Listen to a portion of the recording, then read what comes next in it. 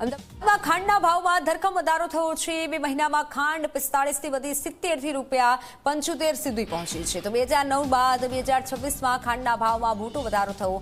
ખાંડની સાથે ગોળના ભાવમાં પણ વધારો થયો છે। 15 થી 20 દિવસમાં ખાંડના ભાવમાં 10 રૂપિયાનો વધારો થયો છે। 65 રૂપિયાનો ગોળ હવે 70 થી 80 રૂપિયા પ્રતિ કિલોએ પહોંચ્યો છે। ખાંડના ભાવ વધતા ઘરનું બજેટ ખોરવાયું છે।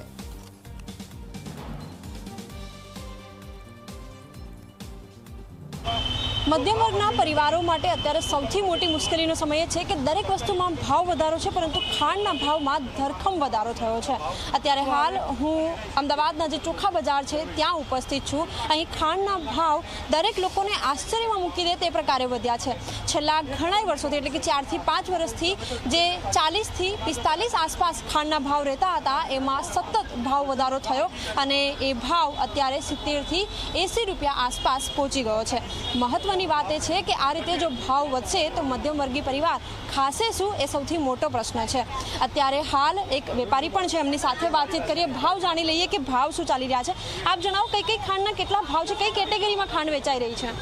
આ રિટેલનો ભાવ છે 70 રૂપિયા કિલો। એમાં ગ્રેડ પ્રમાણે ભાવ હોય છે।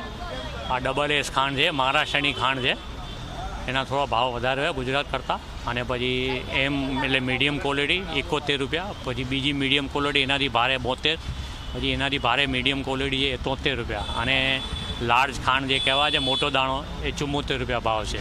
આ બધા કિલોના ભાવ છે।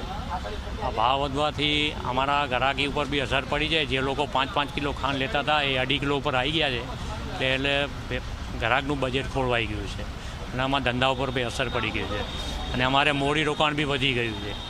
જ્યાં 4-5 લાખ રૂપિયા આપવા પડતા હતા અત્યારે 6 લાખ આપવા પડે છે। એ બી અમને માર છે। ગ્રાહકીમાં બી માર પડે, પૈસામાં બી માર પડે, દરેક જગ્યાએ અમારે માર પડે છે। બિલકુલ, વેપારીઓની પણ હાલત ખરાબ છે, સાથે જ ગ્રાહકોની પણ એટલી જ ખરાબ હાલત અત્યારે જોવા મળી રહી છે। આપ જુઓ કે ખાંડના ભાવમાં સતત જે ભાવ વધારો થયો છે એના કારણે ગ્રાહકોની સાથે સાથે વેપારીઓમાં પણ એટલી જ મુશ્કેલી જોવા મળી રહી છે। અને એક ગ્રાહક પણ અહીં છે આપણી સાથે, એમની સાથે વાતચીત કરીશું। શું ભાવ જાણ્યો ખાંડનો? અત્યારે હોલસેલનો ભાવ 69-70 રૂપિયા ભાવ કહે છે, પણ આથી 20 દિવસ પહેલાં એનો ભાવ 48 રૂપિયા હતો। પણ સામાન્ય માણસ અત્યારે 70-80 રૂપિયા ખાંડ ખરીદે તો એને મોંઘવારી કેટલી નડતી હોય છે। તો ગવર્મેન્ટને કહેવાનું કે એની પર કોઈ પગલાં લે, કસ્ટમરને થી ગ્રાહકોને ભાવ સસ્તો મળે અને એનું બજેટ જળવાઈ રહે। અત્યારે બજેટ એનું ખોરવાઈ ગયું છે। અચ્છા, આપ તો રિટેલ વેપારી છો, આપની પાસે ગ્રાહક જ્યારે ખાંડ લેવા આવી રહ્યા છે ત્યારે તેમનું શું પ્રતિક્રિયા હોય છે? કકરાટ એવો થાય છે કે અમે પહેલાં 48 રૂપિયા 50 રૂપિયા લઈ ગયા, અમે 70 રૂપિયા કેમ કહો છો?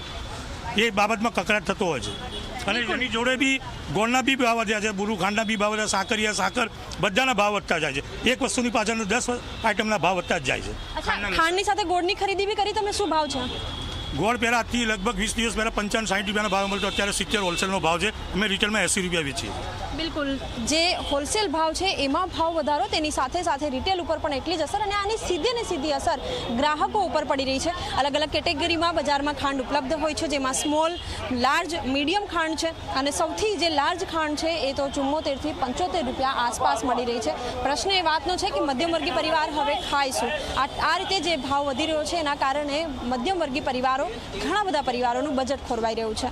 કેમેરામેન મુકેશ ચૌહાણ સાથે સપના શર્મા, ઝી 24 કલાક, અમદાવાદ।